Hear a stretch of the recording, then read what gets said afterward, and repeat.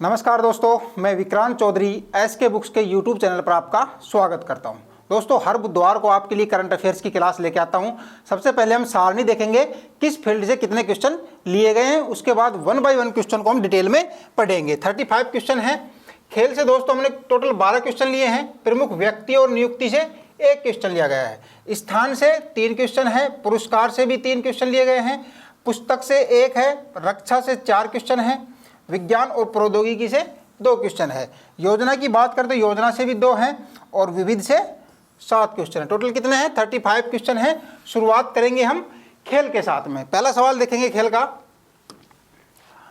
हाल ही में Paris para Olympic 2024 में अवनी लेखरा ने किस खेल में गोल्ड मेडल जीता है? ए है एथलेटिक्स, बी है भारोत्तोलन, सी है निशानेबाजी और डी है तीरंदाजी। तो अवनी लेखरा ने अभी पेरिस पैरा ओलंपिक चल रहे हैं, तो उसमें जो मेडल जीता है वो निशानेबाजी में इन्होंने गोल्ड मेडल जीता है। क्लियर। अवनी लेखरा की बात की जाए तो इनके द्वारा टोक्यो में भी, जो टोक्यो पैरा ओलंपिक हुआ था जापान में, उसमें भी इनके द्वारा गोल्ड जीता गया था। और ये पहली भारतीय महिला है जिन्होंने लगातार 2 पैरा ओलंपिक में गोल्ड मेडल जीता है। इसके अलावा बात की जाए, अवनी लेखरा ने women's 10 metre air rifle shooting की SH1 कैटेगरी में पैरा ओलंपिक रिकॉर्ड बनाया है। 249.7 स्कोर के साथ में इनके द्वारा गोल्ड मेडल जीता गया है। इसके साथ बात की जाए मोना अग्रवाल जी की, तो उन्होंने ब्रोंज मेडल जीता है। ठीक है, उनका स्कोर कितना रहा था? 228.7। इसी कैटेगरी में मोना अग्रवाल ने ब्रोंज जीता है और अपनी अवनी लेखरा ने गोल्ड मेडल जीता है। ठीक है, नेक्स्ट देखेंगे। हाल ही में पेरिस पैरा ओलंपिक 2024 में नितेश कुमार ने कौन सा पदक जीता है? ए है कांस्य, बी है सिल्वर, सी है गोल्ड और डी है बी और सी दोनों। तो बताइए कौन सा मेडल जीता है इन्होंने? गोल्ड मेडल नितेश कुमार ने। और ये बैडमिंटन खिलाड़ी है ना। बैडमिंटन मेंस सिंगल की SL3 कैटेगरी में नितेश कुमार ने फाइनल मुकाबले में ग्रेट ब्रिटेन के डेनियल बेथेल को हरा करके गोल्ड मेडल जीता है। नितेश कुमार पैरा ओलंपिक में गोल्ड जीतने वाले तीसरे भारतीय बन गए हैं। किसमें? बैडमिंटन में, सिंगल्स में, है ना। इनसे पहले जो थे वो पहले टोक्यो ओलंपिक में प्रमोद भगत और कृष्णा नागर, जो कि इनकी कैटेगरी क्या थी, SH6 कैटेगरी में इनके द्वारा गोल्ड मेडल जीता गया था। तो नितेश कुमार तीसरे भारतीय बन गए हैं जिन्होंने बैडमिंटन मेंस सिंगल्स की कैटेगरी में, SL3 कैटेगरी में गोल्ड मेडल जीता है। ठीक है, आगे देखते हैं।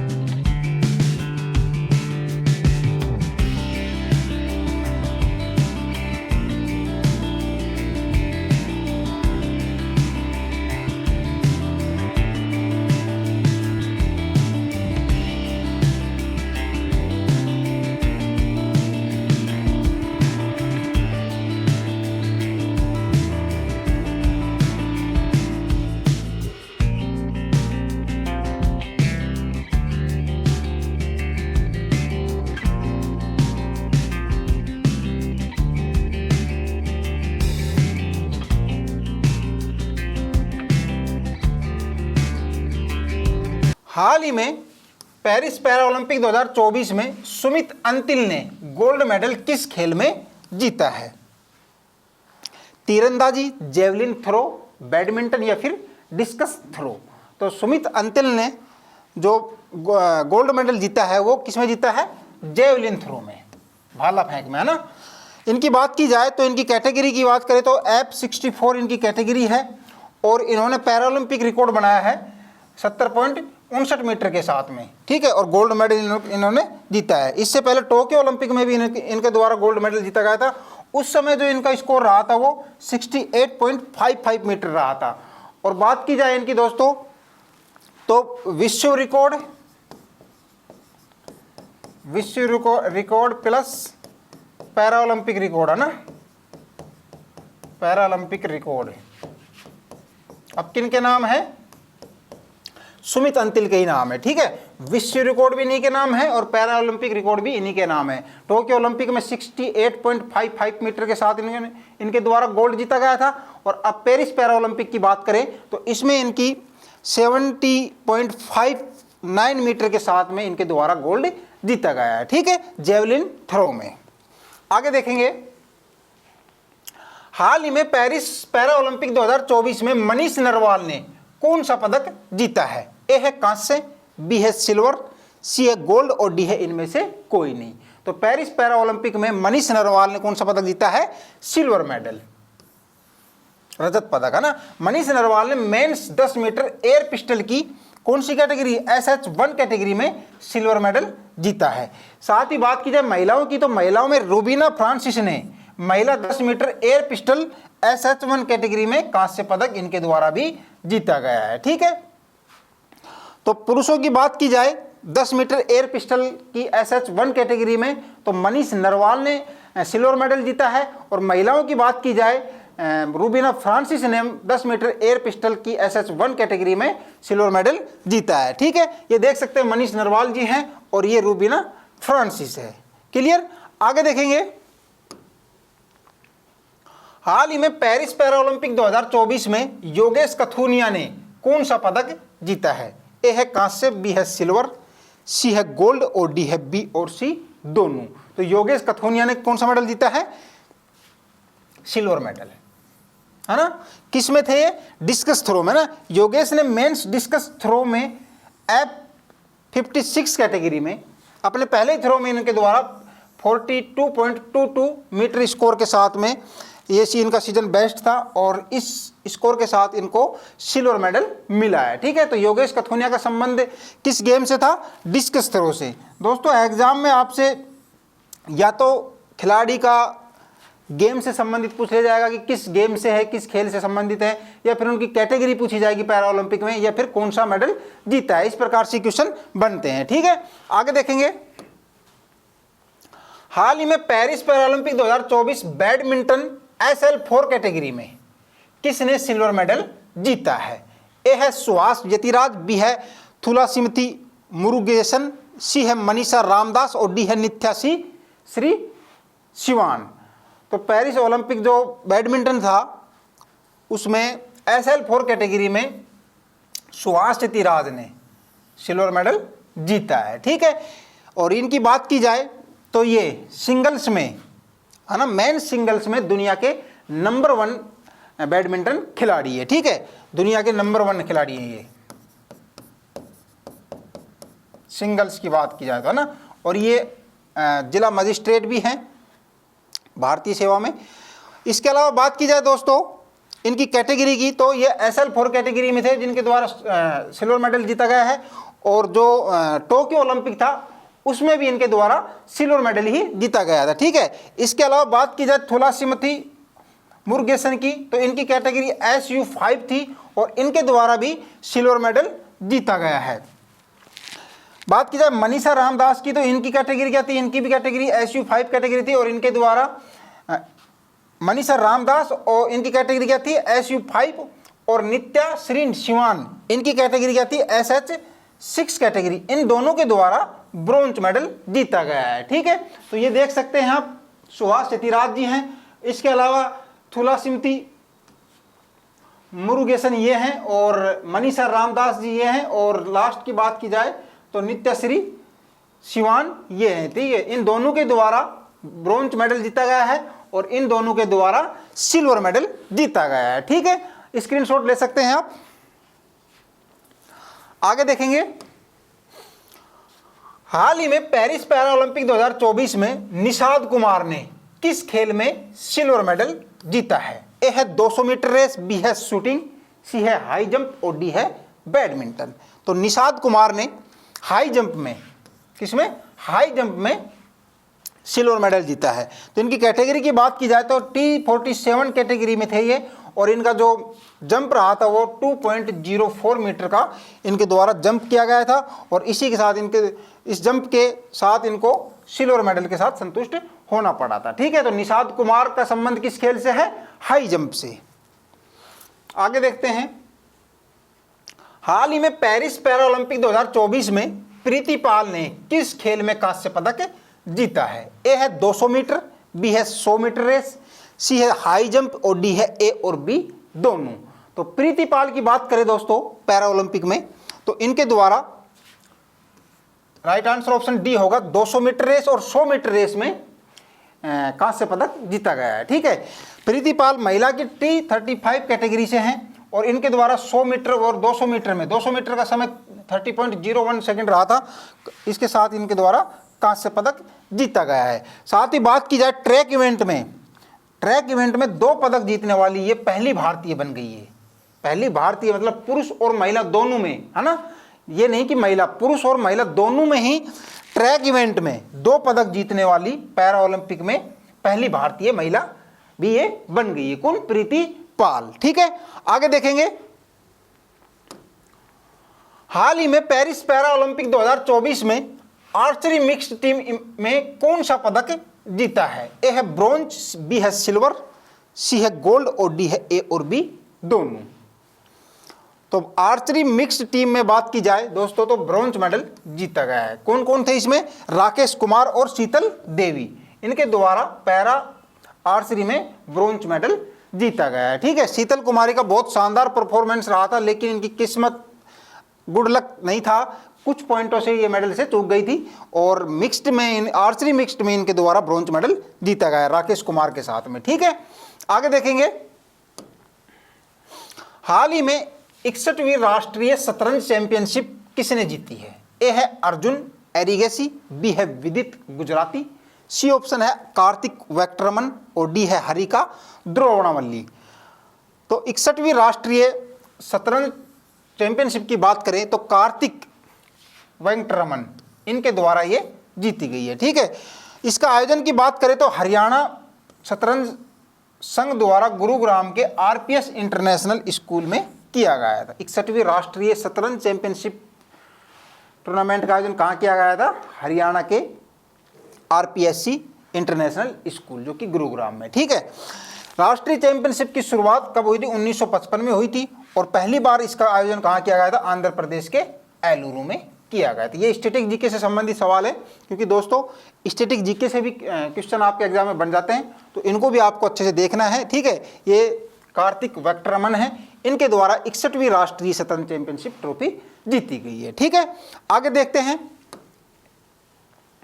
हाल ही में अंडर 20 सैफ फुटबॉल चैंपियनशिप का खिताब किसने जीता है?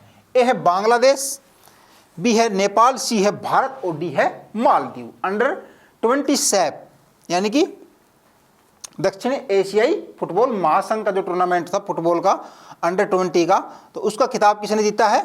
बांग्लादेश ने, है ना। कहाँ आयोजित किया गया था ये? नेपाल में।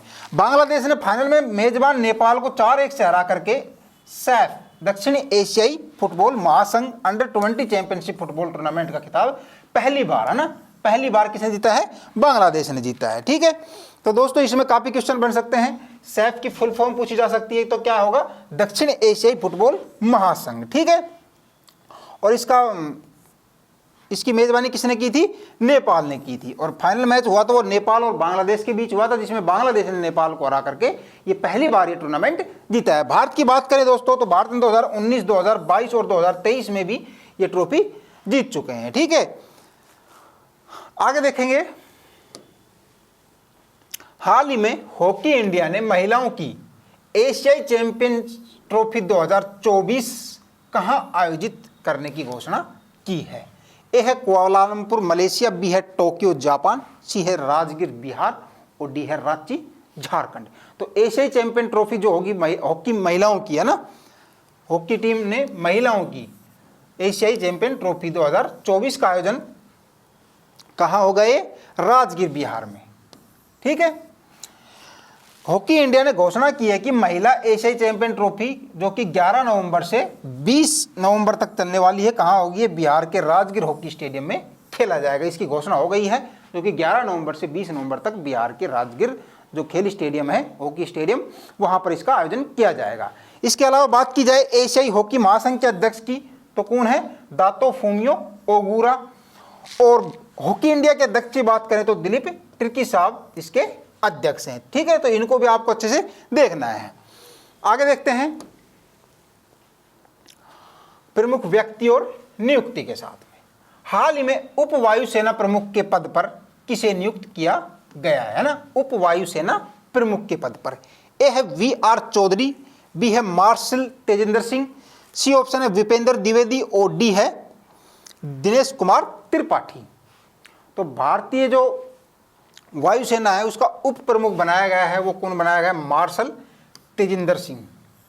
ठीक है, और प्रमुख की बात की जाए तो वायुसेना प्रमुख कौन है?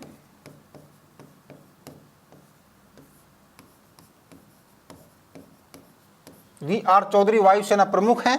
उपेंद्र द्विवेदी की बात की जाए तो ये थल सेना प्रमुख है ना, थल सेना अध्यक्ष जनरल साहब। और दिनेश कुमार की बात की जाए तो ये जल सेना अध्यक्ष। ठीक है, तो इनको भी आपको याद रखना है। तो मार्शल तेजेंद्र सिंह जो है उप वायुसेना प्रमुख के पद पर नियुक्त हुए हैं। आगे देखेंगे, स्थान से संबंधित सवाल है। हाल ही में केंद्रीय वित्त मंत्री निर्मला सीतारमण ने किस शहर में GST भवन का उद्घाटन किया है? ए है कोटा, बी है जोधपुर, सी है उदयपुर और डी है जयपुर। तो अभी हाल ही में अपनी वित्त मंत्री निर्मला सीतारमण जी ने GST भवन का उद्घाटन किया है। वो कहाँ किया है? उदयपुर में। कहाँ है? राजस्थान में। ठीक है, और इनको क्या कहा जाता है? झीलों की नगरी के नाम से भी जाना जाता है। झीलों की नगरी किस शहर को जाना जाता है? उदयपुर को। ठीक है, राजस्थान में है ना। आगे देखेंगे, हाल ही में हुरुन इंडिया रिच लिस्ट 2024 के अनुसार एशिया का नया बिलियनियर कैपिटल कौन सा शहर है? ए है हैदराबाद, बी है मुंबई, सी है बीजिंग और डी है दिल्ली।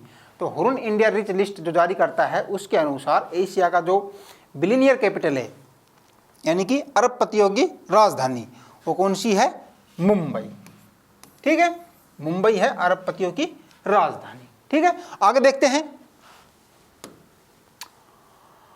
हाल ही में किस राज्य में खेल विश्वविद्यालय एवं खेल परिसर का उद्घाटन किया गया है? ए है राजगीर बिहार, बी है पटियाला पंजाब, सी है जयपुर राजस्थान और डी है सोनीपत हरियाणा। तो खेल विश्वविद्यालय और खेल परिसर का उद्घाटन जो किया गया है वो कहाँ किया गया है? राजगीर बिहार में। राष्ट्रीय खेल दिवस कब था? 29 अगस्त। 29 अगस्त को राष्ट्रीय खेल दिवस मनाया जाता है। उस अवसर पर बिहार के मुख्यमंत्री नीतीश कुमार ने राजगीर में अत्याधुनिक खेल अकादमी, खेल परिसर और खेल विश्वविद्यालय का उद्घाटन किया है। और यह देश का पहला ऐसा खेल स्थल है जहां एक ही स्थान पर खेल परिसर और खेल विश्वविद्यालय होंगे। ठीक है, तो देश का ये पहला है जहां पर एक ही स्थान पर खेल परिसर और खेल विश्वविद्यालय दोनों ही चीजें मिलने वाली है। इसमें राष्ट्रीय खेल संस्थान पटियाला के बाद देश की सबसे बड़ी खेल लाइब्रेरी भी खुलने जा रही है। ठीक है, तो राजगीर बिहार इसका आपका राइट आंसर होगा। ठीक है, आगे देखेंगे, पुरस्कार से संबंधित सवाल अभी। हाल ही में 24वें अंतर्राष्ट्रीय मदर टेरेसा पुरस्कार समारोह का आयोजन कहाँ किया गया? ए है पेरिस, बी है सिडनी, सी ऑप्शन है दुबई और डी है बेंगलुरु। तो 24वें अंतर्राष्ट्रीय मदर टेरेसा जो पुरस्कार है उसका समारोह का जो आयोजन किया गया था वो कहाँ किया गया था? दुबई में। ठीक है, इस पुरस्कार का आयोजन प्रतिष्ठित मानवतावादी मदर टेरेसा की 114वीं जयंती, 14वीं वर्षगांठ के स्मरण में मिलेनियम प्लाजा दुबई में इसका आयोजन किया गया था। कहाँ किया गया था? मिलेनियम प्लाजा दुबई में। और इस पुरस्कार की शुरुआत कब हुई थी? 1997 में मदर टेरेसा के निधन के बाद में इस पुरस्कार की शुरुआत की गई थी, जो कि 114वीं वर्षगांठ के स्मरण पर अभी जो मिलेनियम प्लाजा है दुबई में, वहां पर इसका आयोजन किया गया था। ठीक है, 24वां है ना। आगे देखेंगे, हाल ही में अनुभव पुरस्कार किसके द्वारा प्रदान किया गया? ए है नीति आयोग, बी है पेंशन और पेंशनभोगी कल्याण विभाग, सी है वित्त मंत्रालय और डी है गृह मंत्रालय। तो अनुभव पुरस्कार की बात करें दोस्तों, तो पेंशन और पेंशनभोगी कल्याण विभाग मंत्रालय द्वारा इसका ये पुरस्कार प्रदान किया गया ना। ये 7वें नंबर का था। 7वां अनुभव पुरस्कार समारोह पेंशन एवं पेंशनभोगी कल्याण विभाग नई दिल्ली के कहाँ पर? विज्ञान भवन में आयोजित किया गया था। और इस बार 5 अनुभव पुरस्कार और 10 निर्णायक मंडल प्रमाण पत्र प्रदान किए गए। टोटल कितने किए गए थे? 15। 5 अनुभव पुरस्कार और 10 निर्णायक मंडल प्रमाण पत्र। इसकी बात की जाए तो इसमें 33% महिलाओं का इसमें हिस्सा रहा था, यानी ठीक है, यानी कि 5 महिलाओं को ये पुरस्कार दिया गया था। ठीक है, और यह है विजेता उच्चतम प्रतिनिधित्व देखने को मिला, यानी कि सर्वाधिक अब तक जो रिकॉर्ड रहा है, सर्वाधिक महिलाओं को इसी 7वें अनुभव पुरस्कार में सर्वाधिक 5 महिलाओं को एक ही समारोह में यह पुरस्कार प्रदान किया गया है। ठीक है, आगे देखेंगे, हाल ही में हयायो मियाजाकी ने रेमन मैग्सेसे पुरस्कार से सम्मानित किया गया। उनका संबंध किस देश से है? यानी कि रेमन मैग्सेसे पुरस्कार की घोषणा हो गई है, नवंबर में दिया जाएगा, लेकिन इनकी घोषणा हो गई है। तो ये किसका नाम आया है? हयायो मियाजाकी का। तो ये किस देश से हैं? ए है भारत, बी है अमेरिका, सी है जापान और डी है रूस। तो ये जापान से हैं। इनके बारे में थोड़ा जान लेते हैं। जापानी फिल्म निर्देशक हैं हयायो मियाजाकी, को 2024 के रेमन मैग्सेसे पुरस्कार से सम्मानित किया जाएगा। इन्होंने पर्यावरण संरक्षण के विषय पर कई एनिमेटेड फिल्में बनाई है। ठीक है, तो पर्यावरण संरक्षण के ऊपर इनको ये पुरस्कार दिया जा रहा है। इस पुरस्कार की शुरुआत 1957 में की गई थी और इसे एशिया का नोबेल पुरस्कार के नाम से भी जाना जाता है। दोस्तों, स्टैटिक जीके के सवाल बनते हैं इस प्रकार से कि एशिया का नोबेल पुरस्कार से के नाम से किस पुरस्कार को जाना जाता है? तो रेमन मैग्सेसे पुरस्कार को। ठीक है, भारत की बात की जाए दोस्तों, तो भारत के पहले मैग्सेसे पुरस्कार किन्हें मिला था? विनोबा भावे को। कब मिला था? 1958 में। सामुदायिक नेतृत्व के लिए इनको ये पुरस्कार दिया गया था। और अभी जो लास्ट में जो मिला है वो रवीश कुमार को मिला है पत्रकारिता के क्षेत्र में 2019 में। ठीक है, चलिए नेक्स्ट देखते हैं। पुस्तक का सवाल है ये, हाल ही में heroes of the Indian air force श्रृंखला की पहली कॉमिक बुक किसने लॉन्च की है?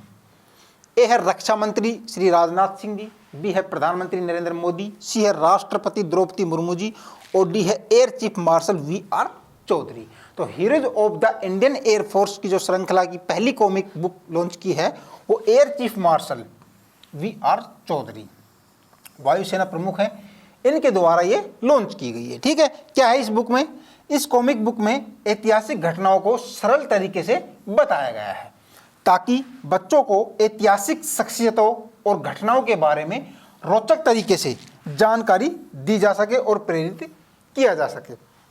कॉमिक है, बच्चों के पढ़ने की, देखने की, इसको में चित्र भी मिलेंगे और लिखा भी गया है। इसको बिल्कुल आसान भाषा में लिखा गया है, समझाया गया है ताकि बच्चे इसको पढ़ें, देखें, इंटरेस्ट लें, इस प्रकार से। ठीक है, तो एयर चीफ मार्शल जो है वी.आर. चौधरी, इनके द्वारा heroes of the Indian air force की जो श्रृंखला की जो बुक थी उसकी पहली कॉमिक लॉन्च की गई है। ठीक है, आगे देखते हैं।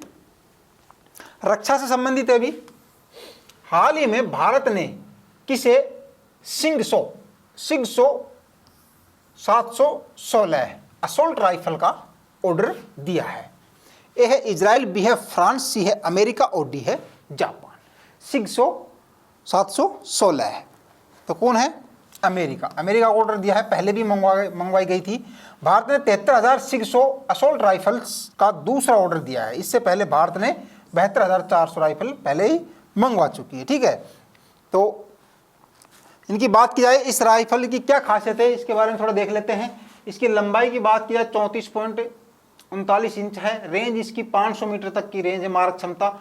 वजन इसका लगभग 3.5 किलोग्राम है। और गोली की बात की जाए तो 7.62 × 0.51 mm की इसमें गोली डलेगी और एक मैगजीन में 20 गोली आएगी और हर मिनट में 685 राउंड फायरिंग कर सकते हैं कि एक मिनट में 685 राउंड ये फायर कर सकती है। ठीक है, आगे देखते हैं। हाल ही में भारतीय नौसेना में शामिल किया गया दूसरी न्यूक्लियर सबमरीन कौन सा है? INS इम्फाल, बी है INS विक्रांत, सी है INS अरिहंत और डी है INS अरिहंत। तो दूसरा जो न्यूक्लियर सबमरीन है वो INS अरिहंत है। ठीक है, इसके बारे में थोड़ा जान लेते हैं। रक्षा मंत्री राजनाथ सिंह जी ने विशाखापत्तनम में दूसरी बैलिस्टिक मिसाइल पनडुब्बी INS अरिहंत S3 को कमीशन किया है। INS अरिहंत भारत की पहली SSBN INS अरिहंत का एक उन्नत संस्करण यानी कि अपडेट किया गया है। ठीक है, पहले क्या था SSBN INS जो था अरिहंत, उसका अपडेटेड वर्जन है ये, है ना। INS अरिहंत 750 किलोमीटर की रेंज वाली परमाणु बैलिस्टिक मिसाइल K-15 से ये लैस होने वाला है। ठीक है, स्क्रीनशॉट ले लीजिए। आगे देखते हैं। हाल ही में गोवा शिपयार्ड ने भारत का पहला प्रदूषण नियंत्रण पोत लॉन्च किया है। पोत का नाम क्या है? ए है घड़ियाल, बी है सरयू, सी है समुद्र प्रताप और डी है प्रलय। तो गोवा शिपयार्ड द्वारा भारत का जो पहला प्रदूषण नियंत्रण पोत लॉन्च किया गया है उसका नाम क्या है? समुद्र प्रताप। भारतीय तटरक्षक बल इंडियन कोस्ट गार्ड ने गोवा में अपना पहला स्वदेशी रूप से विकसित प्रदूषण नियंत्रण पोत समुद्र प्रताप लॉन्च किया है। गोवा शिपयार्ड लिमिटेड द्वारा निर्मित इस पोत का उद्देश्य क्या रहने वाला है? भारत के तटीय क्षेत्रों में तेल रिसाव को रोकना और यह स्वदेशी जहाज निर्माण में एक महत्वपूर्ण मील का पत्थर होगा। जो मुख्य इसका उद्देश्य है बनाने का, वो जो तटीय क्षेत्र पड़ते हैं वहां पर जो तेल का रिसाव होता है उसको रोकना इसका मुख्य उद्देश्य है। ठीक है, आगे देखते हैं। हाल ही में भारतीय नौसेना का जहाज INS तबर ने किस देश की नौसेना के जहाज अटालया के साथ समुद्री साझेदारी अभ्यास किया है? तो किस देश का है? भारत का कौन सा था? तबर, है ना। तो स्पेन का। भारत की बात की जाए तो भारत प्लस स्पेन के बीच ये साझेदारी अभ्यास था, समुद्री अभ्यास। इसमें भारत का जो था वो तबर था, INS तबर, और इनकी बात की जाए स्पेन की तो अटालया। ठीक है, दोनों का संयुक्त अभ्यास था। कहाँ किया जा रहा था? भूमध्य सागर में। क्लियर? स्क्रीनशॉट ले लीजिए। आगे देखते हैं। विज्ञान और प्रौद्योगिकी के क्वेश्चन। हाल ही में कौन सी कंपनी ने हैजा नियंत्रण के लिए नया ओरल टीका हिलकोल पेश किया है? ए है भारत बायोटेक, बी है एस्ट्राजेनेका, सी है सीरम इंस्टीट्यूट और डी है मॉडर्ना, है ना, मॉडर्ना। तो हैजा नियंत्रण के लिए जो नया ओरल टीका जिसका क्या नाम है, हिलकोल है, वो भारत बायोटेक द्वारा पेश किया गया है। ठीक है, तो ये आपको ध्यान रखना है। क्लियर? आगे चलते हैं। हाल ही में फेफड़े के कैंसर का टीका BNT116 किस कंपनी द्वारा विकसित किया गया है? फेफड़े के कैंसर का टीका जो विकसित किया गया है उसका नाम BNT116 है और वो किस कंपनी द्वारा किया गया है? ए है फाइजर, बी है बायोएनटेक, सी है मॉडर्ना और डी है एस्ट्राजेनेका। तो फेफड़े का कैंसर का टीका जो है वो बायोएनटेक द्वारा, जो कंपनी है उसके द्वारा ये बनाया गया है। ठीक है, BNT116 यह टीका बायोएनटेक द्वारा विकसित किया गया है। चरण फर्स्ट क्लिनिकल परीक्षण BNT116 का पहला मानव अध्ययन 7 देशों में 34 अनुसंधान स्थलों पर शुरू किया गया है। 7 देशों में। ठीक है, तो 7 देश कौन कौन से हैं? UK, USA, Germany, Hungary, Poland, Spain और तुर्की। ठीक है, तो 7 जो देश है उसके 34 अनुसंधान स्थलों पर इसका परीक्षण शुरू कर दिया गया है, जिसका नाम क्या है? BNT116 है, जो कि फेफड़े के कैंसर का टीका है। ठीक है, और बायोएनटेक द्वारा ये तैयार किया गया है। आगे देखते हैं। योजना से संबंधित है। हाल ही में प्रधानमंत्री नरेंद्र मोदी जी ने किस परियोजना की आधारशिला रखी है? ए है मुंबई बंदरगाह परियोजना, बी है पालघर बंदरगाह परियोजना, सी है वधावन बंदरगाह परियोजना और डी है गोवा बंदरगाह परियोजना। तो बताइए किसकी रखी है मोदी जी ने? वधावन बंदरगाह परियोजना की। ठीक है, इसकी बात की जाए तो ये महाराष्ट्र के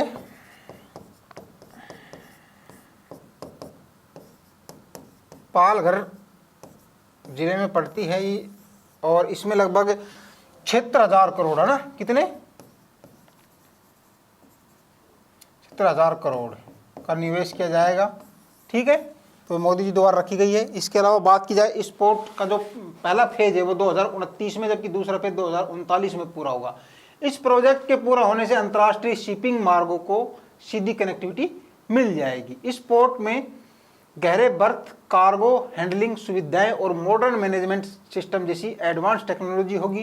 पोर्ट का निर्माण वधावन पोर्ट प्रोजेक्ट लिमिटेड द्वारा किया जा रहा है, जिससे इसकी लागत भी कम होगी। इससे समय और लागत दोनों जो कम होने वाली है। ठीक है, तो कहाँ है ये? महाराष्ट्र के पालघर जिले में। क्लियर? आगे देखते हैं।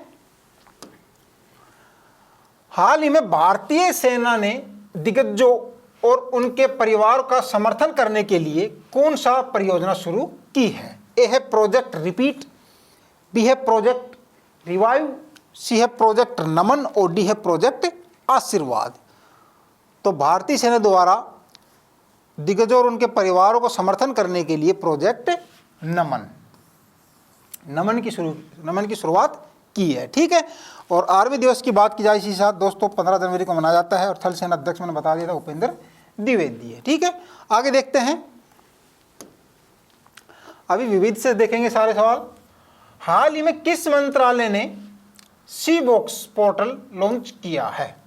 ए है ग्रामीण विकास मंत्रालय, बी ऑप्शन है गृह मंत्रालय, सी है महिला एवं बाल विकास मंत्रालय और डी है शिक्षा मंत्रालय। सी बॉक्स पोर्टल है ना, तो ये महिला एवं बाल विकास मंत्रालय द्वारा ये लॉन्च किया गया है।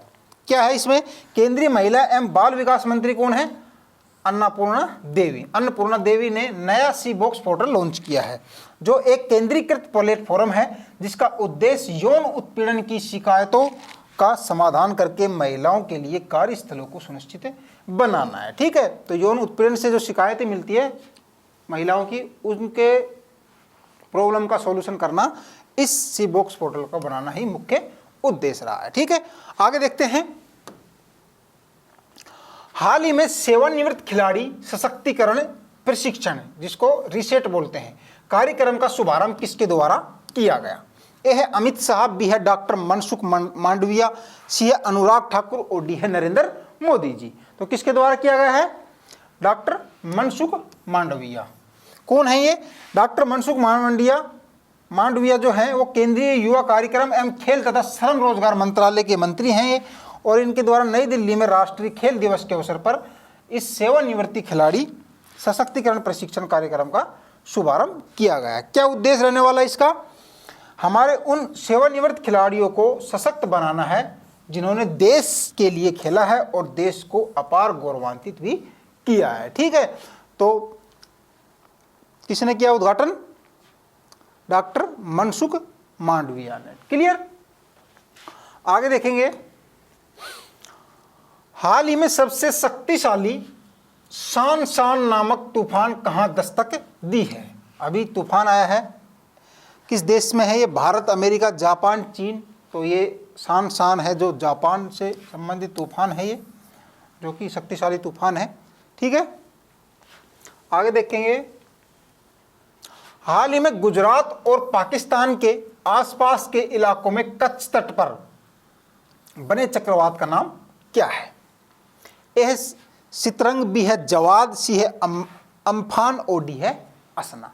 गुजरात और पाकिस्तान का जो एरिया पड़ता है, जो बॉर्डर पड़ता है, वहाँ पर एक तूफान जो है कच्छ तट पर वो उठा है, उसका नाम क्या है? असना है। ठीक है, और 1976 के बाद ऐसा तूफान देखने को मिला है। ठीक है, आगे देखेंगे। हाल ही में सुप्रीम कोर्ट के नए झंडे और प्रतीक चिन्ह को किसने लॉन्च किया है? ए है नरेंद्र मोदी जी, बी है द्रौपदी मुर्मू जी, सी है जगदीप धनखड़ जी और डी है DY चंद्रचूड़ जी। तो सुप्रीम कोर्ट का नया झंडा और प्रतीक चिन्ह जो अभी लॉन्च हुआ है वो द्रौपदी मुर्मू जी द्वारा लॉन्च किया गया है। क्या है झंडे में? भारत के सर्वोच्च न्यायालय के स्थापना की 75वीं वर्षगांठ पर द्रौपदी मुर्मू ने नया ध्वज और प्रतीक चिन्ह का अनावरण किया है। ठीक है, जो ये ध्वज है ये गहरे नीले रंग का है और इस पे जतो धर्मस्थो जय भी लिखा हुआ है और इसके अंदर ये संविधान की बुक है और अपने सुप्रीम कोर्ट का ये बिल्डिंग है। ठीक है, देख सकते हैं जतो धर्मस्थो जय, इसका मतलब क्या हुआ? जहां धर्म है वहां विजय है ना, जहां धर्म है वहां विजय है। इस संस्कृत में लिखा गया है ये तो धर्मस्थो जय, यानी कि जहां धर्म है वहां विजय है। ठीक है, आगे देखते हैं। हाल ही में विस्तारा एयरलाइंस का किस एयरलाइंस के साथ में विलय हो गया है? ए है इंडिगो, बी है एयर इंडिया, सी है स्पाइस जेट और डी है जेट एवरेज। तो किसके साथ विस्तारा का अभी विलय कर दिया गया है? एयर इंडिया के साथ में। ठीक है, आगे देखेंगे। अंतिम सवाल है आज का। हाल ही में राष्ट्रीय औद्योगिक गलियारा विकास कार्यक्रम के तहत कितने औद्योगिक शहरों को मंजूरी दी है? ए है 10, बी है 11, 12 या फिर 15? बताइए। तो राष्ट्रीय औद्योगिक गलियारा विकास कार्यक्रम के तहत 12 औद्योगिक शहरों को मंजूरी दी गई है। कौन कौन से हैं वो भी देख लेते हैं एक बार जल्दी से। उत्तराखंड के हैं जो खुरपिया हैं, पंजाब के राजपुरा और पटियाला हैं, महाराष्ट्र के दीघी हैं, केरल के पलक्कड़ हैं, यूपी के आगरा और प्रयागराज हैं, बिहार के गया हैं, तेलंगाना के जहीराबाद और की बात की, आंध्र प्रदेश की बात करें तो औरवाकल और कोपरती हैं और राजस्थान के जोधपुर और पाली है। ठीक है, क्या है ये योजना? राष्ट्रीय औद्योगिक गलियारा विकास कार्यक्रम के तहत विकसित की जाने वाली परियोजनाओं की कुल संख्या कितनी हो गई है? अब 44 हो गई है। 12 नई स्वीकृत परियोजना 10 राज्यों में स्थित 6 प्रमुख औद्योगिक गलियारों से के साथ में स्थापित की जाए, जिसमें लगभग 28,602 करोड़ रुपए का अनुमानित निवेश होने वाला है। तो इसकी बात की जाए परियोजना की कुल संख्या कितनी हो गई है? राष्ट्रीय औद्योगिक गलियारा विकास कार्यक्रम के तहत 44 हो गई है। ठीक है, तो 12 अभी जुड़ी है, पहले 32 थी और 12 जुड़ने के बाद में कितनी हो गई है? 44 हो गई है। ठीक है, धन्यवाद दोस्तों। कैसी लगी आपको आज की क्लास कमेंट करके बताएं। वीडियो को लाइक करें, चैनल को सब्सक्राइब करें और अपने दोस्तों के साथ शेयर करें। मिलेंगे नेक्स्ट वीडियो में। जय हिंद।